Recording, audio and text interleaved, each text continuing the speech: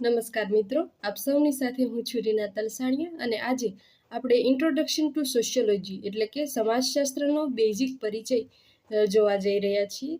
તો સર્વપ્રથમ પ્રશ્ન થાય કે સમાજ એટલે શું? આપણી આજુબાજુનું જે કંઈ વાતાવરણ છે, જે કંઈ સમુદાય વસવાટ કરે છે, નિશ્ચિત સ્થાન, નિશ્ચિત ભૌગોલિક પ્રદેશ, નિશ્ચિત બોલી, નિશ્ચિત વિસ્તાર, આ બધાને આધારે આપણે સમુદાય અથવા તો સમાજ સાથે જોડવાની કડીને જોડી શકીએ. જેમાં આપણે જોઈએ તો સમાજનો એક નિશ્ચિત ભાગ છે તે નિશ્ચિત પ્રકારના ધોરણો અને નિયમોને આધીન ઘડતર અથવા તો રચના કરવામાં આવેલી છે. માની લે કોઈ એક સમુદાય છે, એ સમુદાયના પોતાના કૌટુંબિક મૂલ્યો, નૈતિક મૂલ્યો, આર્થિક મૂલ્યો, પોતાના ધોરણો, રીત રિવાજો, આ બધાનું સામાજિક સંબંધોનું ગુફન એટલે સમાજ, એવું આપણે કહીએ. તો સમાજ એટલે જેમાં વ્યક્તિઓ વસવાટ કરે છે, વ્યક્તિઓ વચ્ચેની આંતરક્રિયાઓ છે, અને એ આંતરક્રિયાઓ દ્વારા વ્યક્તિ પોતે આર્થિક ઉપાર્જન કરે છે. સામુદાયિક ભાવના દ્વારા, જૂથ ચર્ચા દ્વારા પોતે પોતપોતાનું જે શ્રમ વિભાજનની ભૂમિકા છે એ નિભાવતા હોય છે. તો સમાજશાસ્ત્ર એ ખૂબ વિશાળ શબ્દ છે. આમ તો આપણે જોઈએ કે સમાજશાસ્ત્ર અને માનવશાસ્ત્ર એ બંને જોડકી બહેનો છે. કારણ માનવશાસ્ત્રનો મૂળભૂત ધ્યેય નિશ્ચિત સમુદાયની સંસ્કૃતિ, એના મૂલ્યો, એનું કૌટુંબિક જીવન, લગ્ન જીવન, સગપણ સંબંધો, નાતેદારી વ્યવસ્થા, આ બધાનું ઊંડાણપૂર્વક અભ્યાસ કરવાનું મુખ્ય ધ્યેય એ માનવશાસ્ત્રનું છે. જ્યારે સમાજશાસ્ત્ર એ માનવ જીવનની સમગ્ર બાબતોનું અધ્યયન કરે છે, માટે એને સમાજશાસ્ત્ર કહેવાય છે. એટલે સમાજશાસ્ત્રમાં તમે જોશો તો કે પારિવારિક જીવન, કૌટુંબિક જીવન, લગ્ન વ્યવસ્થા, સંયુક્ત વિભક્ત કુટુંબ, અને એ સિવાય આર્થિક ઉપાર્જન, કૌટુંબિક વ્યવસ્થા, રાજકીય વ્યવસ્થા, જૂથ વ્યવસ્થા, સમાજનું નિયમન, સંચાલન, ધોરણો, અને એ ધોરણોને આધીન સામાજિક નિયંત્રણો પણ જે તે સમુદાયને આધારે નિશ્ચિત કરેલા હોય છે. એટલે તમામ સમુદાયના પોતપોતાના અલગ રીતિ રિવાજો, મૂલ્યો અને ધોરણો હોય છે, અને તમામ સમુદાયે એ પ્રમાણે વર્તન કરવાનું એ અનિવાર્ય હોય છે. એને આપણે સમાજની ભૂમિકામાં બંધ બેસાડીએ છીએ. હવે આવા સમાજશાસ્ત્રની એ શરૂઆત એ ખૂબ પહેલાં થઈ ગઈ. 18મી 19મી સદીમાં એનો ઉદ્ભવ વિકાસનો પાયો નખાણો, એમ આપણે કહી શકીએ. એટલે સમાજશાસ્ત્રના ઉદ્ભવનું મુખ્ય કારણ શું છે? તો કે ફ્રાન્સની અને ઔદ્યોગિક ક્રાંતિ છે 1750માં થઈ હતી, જ્યારે ફ્રાન્સની ક્રાંતિ 1784માં થઈ હતી. આમ તો જોઈએ તો કે જ્ઞાનનો જે ઉદયનો કાળ છે, એટલે નવોદિત જ્ઞાન, અને ત્યારબાદ જે વૈજ્ઞાનિક ક્રાંતિ થઈ, અને વૈજ્ઞાનિક ક્રાંતિના પછી તરત જ ઔદ્યોગિક ક્રાંતિ થઈ છે, અને આ ઔદ્યોગિક ક્રાંતિના બાદ ફ્રાન્સની ક્રાંતિ થઈ, અને આ ફ્રાન્સની ક્રાંતિ બાદ સમાજશાસ્ત્રનો પાયો નખાણો, એટલે કે સમાજશાસ્ત્રની રચના થઈ. એટલે મૂળ રૂપે સમાજશાસ્ત્ર તો વૈજ્ઞાનિક અભિગમથી અભ્યાસ કરનારું તાર્કિક અને તટસ્થ શાસ્ત્ર છે, માટે તેમાં સંશોધનનું ખૂબ મહત્વ છે. રિસર્ચ એ ખૂબ મહત્વનું છે. હવે આપણે સંશોધનને જોઈએ તો રિસર્ચ એટલે ફરીથી શોધવું. જે વસ્તુની શોધખોળ પહેલાં થઈ ગઈ છે એમાં શું સુધારા આવ્યા, શું વધારા આવ્યા, એ વગેરેનું તારણ તારવીને આપણે એ સંશોધનને નવો આખરી ઓપ અથવા તો નવું રૂપ આપવાનું છે, અને તેમાં થયેલા બદલાવને તાજેતરમાં વૈજ્ઞાનિક દ્રષ્ટિકોણ રજૂ કરવાનું કામ એ મુખ્યત્વે એક રિસર્ચરનું હોય છે, એક સંશોધકનું હોય છે. હવે સમાજશાસ્ત્રની જે પૃષ્ઠભૂમિ છે એને આપણે 3 વિભાગમાં સમજીએ. જેવી રીતે બાળક છે માતાના ગર્ભમાં હોય છે, ત્યારબાદ એનો જન્મ થાય છે, અને ત્યારબાદ તેનો ઉછેર થાય છે. એવી રીતે સમાજશાસ્ત્રનો જે જન્મ છે, જન્મની પૃષ્ઠભૂમિ છે, એ ક્યાં થઈ? એટલે કે ઇંગ્લેન્ડમાં થઈ. અને ત્યારબાદ સમાજશાસ્ત્રનો જન્મ એ ફ્રાન્સમાં થયો, અને એનો ઉદ્ભવ વિકાસ એ અમેરિકામાં થયો. હવે આપણે જોઈએ તો કે અમેરિકામાં જ ગ્રામીણ સમાજશાસ્ત્રનો જે પાયો છે એ નખાણો હતો. ત્યારબાદ તમામ ક્ષેત્રે ગ્રામીણ સમાજશાસ્ત્રનો ખ્યાલ, વિસ્તાર, વ્યાપ એ વધતો ગયો. એટલે સમાજશાસ્ત્રમાં ઉદ્ભવ વિકાસમાં ઓગસ્ટ કોમ્ત એમને આપણે મહત્વનું પ્રાધાન્ય આપીએ છીએ કે તેઓ સમાજશાસ્ત્રના સ્થાપક પિતા છે. ઓગસ્ટ કોમ્ત છે એ સમાજશાસ્ત્રના પિતા છે, કારણ કે તેમણે સામાજિક ભૌતિક શાસ્ત્ર શબ્દને સમાજશાસ્ત્ર એવું નામ આપીને અને સમાજશાસ્ત્રમાં મહત્વના 2 ગ્રંથો લખીને સમાજશાસ્ત્રના ઉદ્ભવક અથવા સ્થાપક પિતા તરીકેનું પ્રથમ નામ ધારણ કરેલું છે. ત્યારબાદ બીજા પિતા છે હર્બર્ટ સ્પેન્સર, કારણ કે સમાજશાસ્ત્ર ક્ષેત્રે પ્રથમ બુકનું ઘડતર રચના કરનાર વ્યક્તિ એટલે હર્બર્ટ સ્પેન્સર. ત્યારબાદ ત્રીજા પિતા છે ઇમાઇલ દુર્ખિમ, કારણ કે ઇમાઇલ દુર્ખિમના જે આત્મહત્યાથી માંડીને શ્રમ વિભાજનના જે કાંઈ પણ ખ્યાલ છે એ પ્રથમ વિદ્વાન તરીકે ઇમાઇલ દુર્ખિમ આપે છે. માટે આ 3 જેટલા વિદ્વાનને સમાજશાસ્ત્રના પિતા તરીકે ઓળખાવે છે. જુદા જુદા વિદ્વાનો સંશોધન કરે છે અને જુદા જુદા વિદ્વાનોના મતે જુદા જુદા વિદ્વાનો સમાજશાસ્ત્રના પિતા છે. તો કિંગ્સલે ડેવિસ કહે છે કે સમાજશાસ્ત્રના પિતા મેક્સ વેબર છે. સામાજિક ક્રિયા જેવા ખ્યાલો આપ્યા છે અને પરંપરા અને એ બધી વાત કરનાર એ મેક્સ વેબર છે. ધર્મના સમાજશાસ્ત્રમાં મુખ્યત્વે પ્રદાન એ મેક્સ વેબર આપે છે.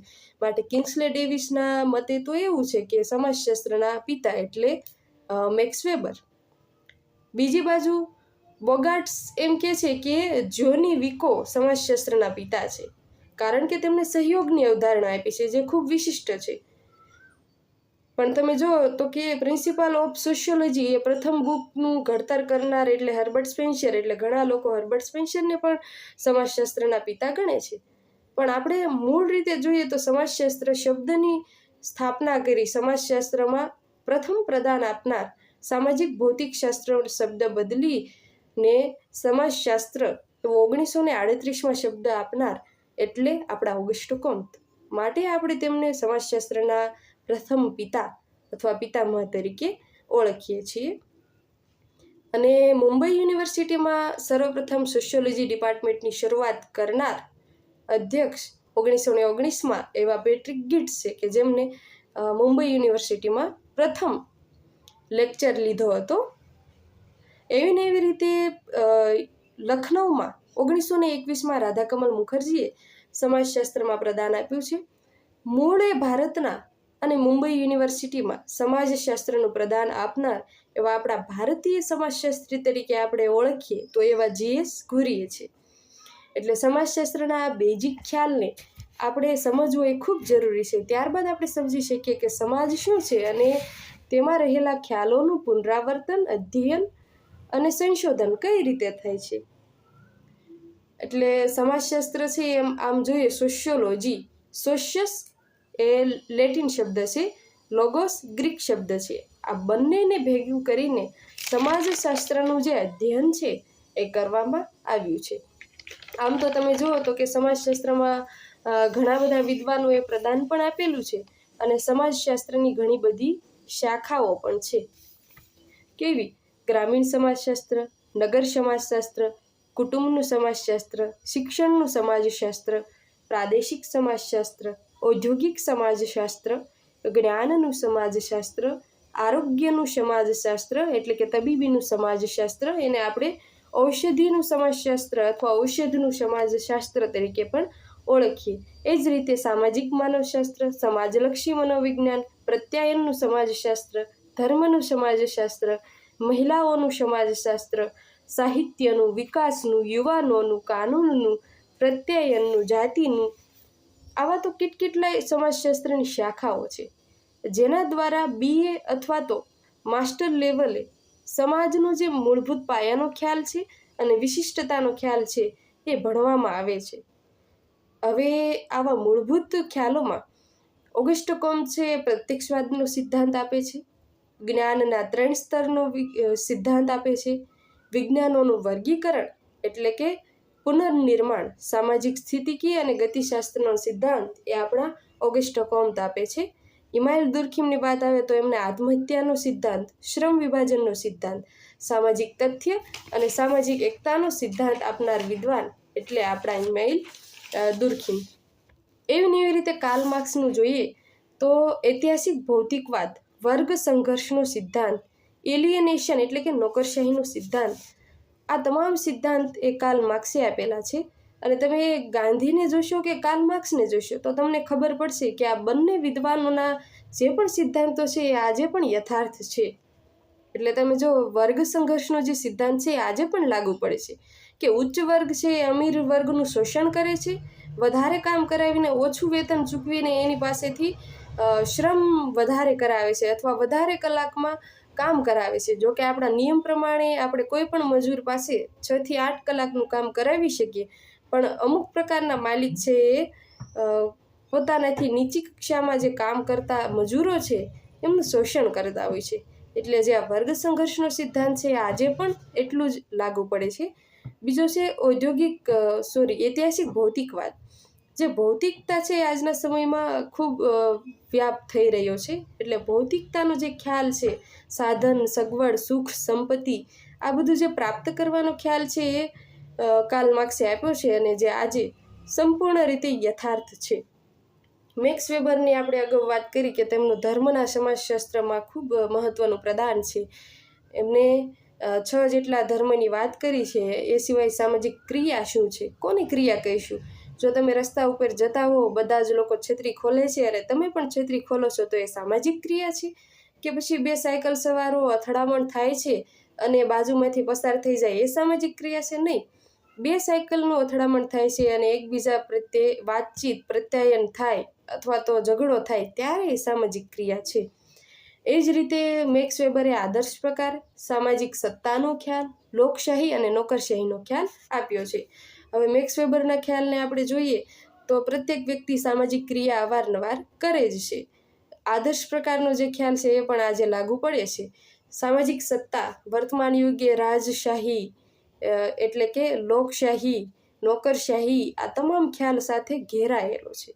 એટલે મેક્સ વેબરનો ખ્યાલ પણ સંપૂર્ણ રીતે આજે પણ યથાર્થ સાબિત થાય છે. એ જ રીતે આપણા ગુજરાતમાં નવસારીમાં જે આઈપી દેસાઈ છે એમનો પણ ખૂબ મહત્વનો જે સિદ્ધાંત છે. એમને સંયુક્ત કુટુંબ વિશેનો મહુવા ક્ષેત્રને ધ્યાનમાં રાખીને ખૂબ મહત્વનો અભ્યાસ કર્યો છે. એ ઉપરાંત એમને બાબા સાહેબ આંબેડકરની જેમ ગ્રામીણ ગુજરાતમાં અસ્પૃશ્યતા જેવા મુદ્દાને, સામાજિક પછાતપણા જેવા મુદ્દાનું પણ સંશોધન કરીને લોકો સામે એને મૂક્યું છે. હર્બર્ટ સ્પેન્સર છે તો એમને સામાજિક ઉત્ક્રાંતિનો ખ્યાલ આપ્યો છે, જે કદાચ ડાર્વિનના ઉત્ક્રાંતિવાદ સાથે એકદમ મેચ આવે છે. આપણા ચાર્લ્સ હાર્ટન કુલે એટલે કે CH કુલે જેમને પ્રાથમિક જૂથનો ખ્યાલ આપ્યો છે કે માનવીનું પ્રાથમિક જીવન એ કેવું હોય છે. આપણા ટાટકોટ પાર્સન છે જેમને સામાજિક ક્રિયાનો ખ્યાલ, સામાજિક વ્યવસ્થાનો ખ્યાલ પણ આપ્યો છે. ત્યારબાદ આપણે રોબર્ટ કિંગ મર્ટનની વાત કરીએ તો એમનો મધ્ય ક્ષેત્રીય સિદ્ધાંત ખૂબ અગત્યનો છે. એ સિવાય એમને કાર્યાત્મક વિશ્લેષણ, પ્રગટ અપ્રગટ કાર્ય, આ બધાની વાત કરી. એ સિવાય સામાજિક રચનાતંત્ર અને એનોમીની વાત કરી છે. એનોમી એટલે શું? તો કે જ્યારે વ્યક્તિની જેવી અપેક્ષા નથી હોતી એવું થાય છે અથવા વ્યક્તિ વિચલિત થાય છે ત્યારે જે વર્તન અથવા આઘાતની પરિસ્થિતિ હોય એને એનોમી તરીકે ઓળખે છે. એટલે જેવું વ્યક્તિએ વિચાર્યું ન હોય, પોતાની માઇન્ડની સિચ્યુએશનની બહાર કંઈક થાય છે ત્યારે વ્યક્તિનું જે વર્તન છે એ એનોમિનિક વર્તન એ હોય છે. ત્યારબાદ આપણે વિલ્ફ્રેડ પેરેટોને જોઈએ તો કે વૈજ્ઞાનિક સમાજશાસ્ત્રના ખ્યાલમાં તેમને અગ્રવર્ગના પરિભ્રમણનો ખ્યાલ આપ્યો છે. અગ્રવર્ગ એટલે જે આગળ પડતો વર્ગ છે. ત્યારબાદ આપણા GH ગુરીએ છે એમને જ્ઞાતિના લક્ષણો આપ્યા છે. એમને જે 6 જેટલા જ્ઞાતિના લક્ષણો આપ્યા તે કદાચ અમુક લક્ષણો હવે લાગુ પડતા નથી, કારણ કે વારસાગત વ્યવસાય કરવો એ હવે અનિવાર્ય નથી. આંતરલગ્ન કરવા એ હવે તમામ ક્ષેત્રે જોવા મળતું નથી. ખાનપાનના પ્રતિબંધો છે એ હવે એટલા બધા રહ્યા નથી. કિંગ્સલે ડેવિસ છે તેમને સમુદાયના માપદંડો આપ્યા છે. એટલે કિંગ્સલે ડેવિસે પણ સમાજશાસ્ત્રના અધ્યયનમાં વિશિષ્ટ પ્રદાન આપ્યું છે. હવે આપણે સમાજશાસ્ત્રમાં મુખ્ય શબ્દો અને એના અર્થ તરફ જઈએ. સમાજશાસ્ત્ર શબ્દ ઓગસ્ટ કોમ્તે 1838 સમાજશાસ્ત્ર નામ આપ્યું. તે પહેલાં ભૌતિક શાસ્ત્ર નામે ઓળખાતું હતું. એટલે સોશિયોલોજી શબ્દ લેટિન ભાષાના સોશિયો અને ગ્રીક ભાષાના લોગોસ શબ્દ ઉપરથી સોશિયોલોજી બનેલ છે, જે આપણે અગાઉ વાત કરી છે. આમ સમાજશાસ્ત્ર શબ્દ બે ભાગથી બનેલો છે. સમાજ લોકોનો સમૂહ એટલે કે જ્યાં મનુષ્ય પરસ્પર સંબંધો બાંધે છે અને સાથે જીવે છે, એવા શાસ્ત્રનું જ્ઞાન, વિજ્ઞાન, અભ્યાસ એને આપણે સમાજશાસ્ત્ર કહીએ છીએ. મેકાયવર અને પેજના મતે સમાજશાસ્ત્ર એટલે સામાજિક સંબંધોનું માળખું એટલે સમાજ.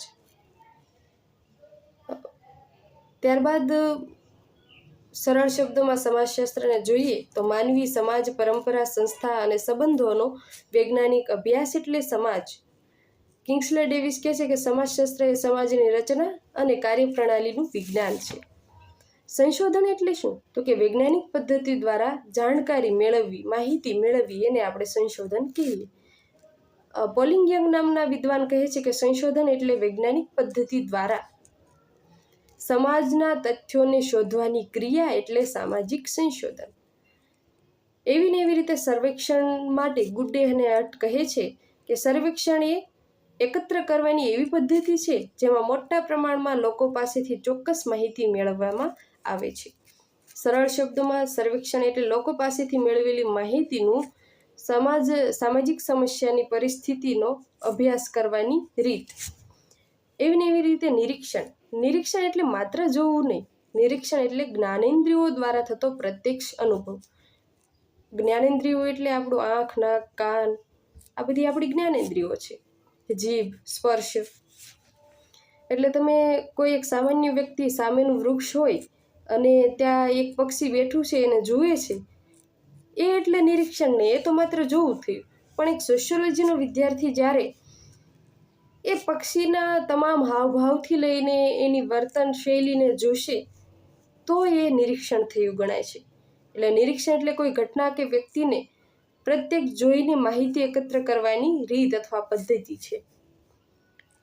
સંસ્કૃતિ એટલે શું? તો કે સમાજની ઓળખ જે છે એ લોકોના વિચારો, પરંપરા, માન્યતાઓ, રીતિ રિવાજો, આ બધી આપણી સંસ્કૃતિ છે. કુટુંબ. સામાજિકીકરણ માટે આપણે મુખ્યત્વે 5 એજન્સીઓનું ખૂબ મહત્વ છે. કુટુંબ, પડોશી, મિત્રો, શાળા અને સંસારના માધ્યમો. એમાં કુટુંબ એ લોકોની અથવા બાળકોની પ્રાથમિક જરૂરિયાત છે. કુટુંબ એવી સંસ્થા છે જેમાં બાળકોનો ઉછેર થાય છે, પતિ પત્ની અને સંતાનોનો વસવાટ થાય છે, અને આ તમામ લોકો ધોરણોને આધીન વર્તન કરે છે. ધોરણો એટલે નિયમ, અને મૂલ્ય એટલે નિયમને આચરવા માટેના આદર્શ અથવા વર્તનની દિશા આપનાર શૈલી. એવી ને એવી રીતે રીતિ રિવાજ એટલે લાંબા સમયથી જે કંઈ મૂલ્ય ચાલી આવ્યું છે એને ટકાવી રાખવાની શૈલી. માહિતી એટલે કોઈ પણ પાસેથી આપણે કાંઈ પણ મેળવીએ એને આપણે માહિતી કહીએ છીએ. એટલે જે પહેલેથી ઉપલબ્ધ છે એ વિશે જાણકારી મેળવી એ માહિતી છે. હવે માની લઈએ પુસ્તકમાં જે કંઈ લખાણ છે એ આપણે વાંચીએ તો એ આપણે માહિતી લીધી ગણાય છે. પણ પુસ્તકમાં જે કંઈ માહિતી છે એને શિક્ષક ઉદાહરણ સાથે સમજાવે છે અને નિશ્ચિત જ્ઞાન આપે છે તો એ જ્ઞાન છે. એટલે માહિતી હંમેશા જ્ઞાન અને તથ્યો સાથે સંકળાયેલી છે. અને માહિતીના 2 જેટલા પ્રકારો છે, પ્રાથમિક માહિતી અને ગૌણ માહિતી.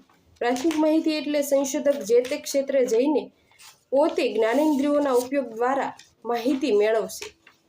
જ્યારે દ્વિતીય માહિતી, દસ્તાવેજી માહિતી એટલે કે જે પહેલેથી પુસ્તકમાં ઉપલબ્ધ છે તેનો ઉપયોગ લોકો કરે, તે આપણી દ્વિતીય એટલે કે સેકન્ડરી પ્રમાણની માહિતી થઈ ગણાશે. એવી ને એવી રીતે સગપણ સંબંધોને આપણે જોઈએ તો લગ્ન દ્વારા રચાતા સામાજિક સંબંધો અને લોહી દ્વારા રચાતા સામાજિક સંબંધો એને આપણે સગપણ સંબંધો કહીશું. સામાજિક નિયંત્રણ એટલે લોકોના વર્તનની દિશા આપતા નિયમોનું જૂથ અથવા સંકલન. એટલે વ્યવસ્થાના ભાગરૂપે સામાજિક નિયંત્રણ એ એવી પ્રક્રિયા છે જે મૂલ્યોને પાલન કરવા માટે લોકોને પ્રેરિત કરે છે. એવી ને એવી રીતે સામાજિક પરિવર્તન. સામાજિક પરિવર્તન એ સતત ચાલતી પ્રક્રિયા છે અને એમાં નિરંતર સદંતર અનિવાર્ય રીતે બદલાવ આવવું એ અનિવાર્ય છે. હવે આજના સમયમાં જે 80+ વર્ષના વૃદ્ધો છે એ જીવન જીવે છે, તો એમને પણ પોતાના જીવનમાં ઘણા બધા હાલની પરિસ્થિતિને લઈને પરિવર્તન લાવવા જોઈએ છે. એ પ્રમાણે જીવન જીવવું પડે છે. તો આજથી 50 વર્ષ પછી પણ જુદી જુદી ટેકનોલોજી વિકસશે અને એમાં પ્રગતિ થશે, તો લોકોએ એ પ્રમાણે જીવન જીવવું જોઈશે. સામાજિકીકરણ એટલે શું? તો કે નવા જન્મેલા બાળકોનું સામાજિક વ્યક્તિ તરીકે ઘડતર કરતી પ્રક્રિયા એટલે સામાજિકીકરણ. એવી જ રીતે સમકક્ષ જૂથ એટલે પોતાની ઉંમર, પોતાના સમાન દરજ્જો ધરાવતી વ્યક્તિ સાથે આપણે જે રહીએ છીએ એને સમકક્ષ જૂથ કહીએ છીએ. અનુકરણ એટલે બીજા વ્યક્તિ જેવું વર્તન કરે છે એવું જ આપણે કરીએ તો એ અનુકરણ છે. એક બાળક છે એ રમકડા રમી રહી હોય છે, તો બાજુના ઘરનું બીજું બાળક એના ઘરે આવે છે અને એ પણ રમકડા રમે છે, તો બાળકને પોતાનું રમકડું મોંઘું અથવા ગમે એટલું સારું હોય, પણ બાજુના બાળકનું રમકડું રમવાનું મન થાય અને એમ કે મારે પણ આવું જ રમકડું જોઈએ, તો એ અનુકરણ છે. સહાનુભૂતિ બીજા લોકો જે કંઈ લાગણી અનુભવે છે તેનો આપણે અનુભવ કરીએ એને સહાનુભૂતિ કહીએ છીએ. એટલે આવી રીતે સિદ્ધાંત, પદ્ધતિ, જાતિ એવા તો ઘણા બધા વિશિષ્ટ શબ્દો છે જેના દ્વારા આપણે સમાજશાસ્ત્રની શબ્દાવલી જોઈએ છીએ. એટલે ડૉક્ટર વિદ્યુત જોશીનો સમાજશાસ્ત્રનો પારિભાષિક શબ્દકોશ એ તમામ લોકોએ અનિવાર્ય રીતે વસાવવો જોઈએ, કારણ કે એમાં સમાજશાસ્ત્રના તમામ શબ્દોનું ઇંગ્લિશ ટ્રાન્સલેશનથી માંડીને અથી લઈને જ્ઞ સુધી સમાજશાસ્ત્રની જેટલી પણ વ્યાખ્યાઓ છે એનો અર્થ આપેલો છે. એટલે આજે આપણે સમાજશાસ્ત્રના બેઝિક નોલેજને સમજ્યા. હવે આવનારા સમયમાં આપણે બીજા કોઈ મુદ્દાની સાથે મળીશું.